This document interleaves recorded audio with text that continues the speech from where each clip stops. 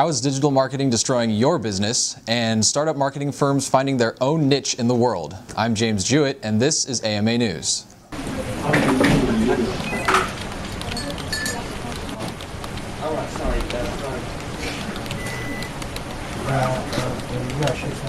An editorial written by Neil St. Clair asked the question, with the return on investment being so low for digital marketing practices like social, mobile, and digital ad spending, are they still worth it? SmartInsights.com analyzed the question and concluded the following. Mobile and digital ad spending amounts to 0.10% click-through rate in the U.S., meaning 1 out of every 1,000 people will click on an internet ad banner. The same weak return shows for paid social media ads that garner a slightly higher 0.11% click-through rate. eBay is also asking the same question Claire is asking. They ran an experiment. eBay studied their search engine marketing, or SEM, which involves in-depth SEO optimization, which means eBay pays for words when people search for them to be linked to their website as opposed to someone else's using the same words.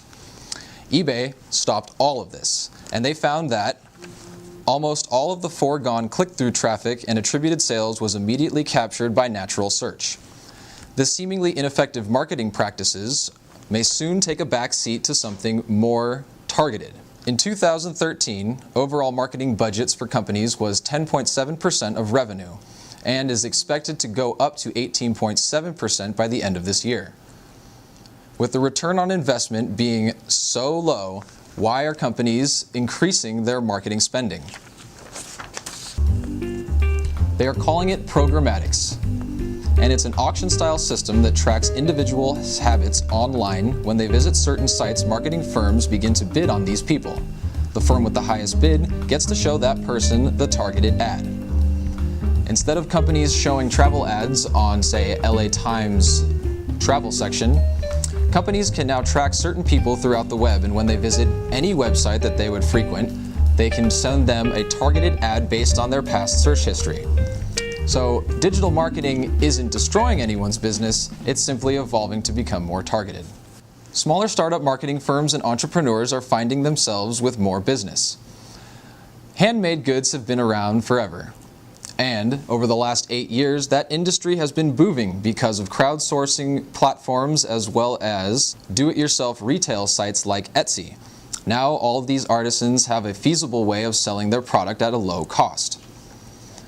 Revenue from the maker-driven market has grown from $525 million in 2012 to over $1 billion in 2013. Companies like Portland-based ADX have found themselves in this particular niche. They've opened up shop to these artisans and allowed them to rent out space for $50 to $175 a month, and in exchange for that money, the artists can use the space to make whatever it is they want. All their handcrafted goods are now able to be marketed under a unified banner of ADX. ADX markets themselves so entrepreneurs and artisans don't have to. These Portland artisans have pulled in $242 million in revenue as of August 2013.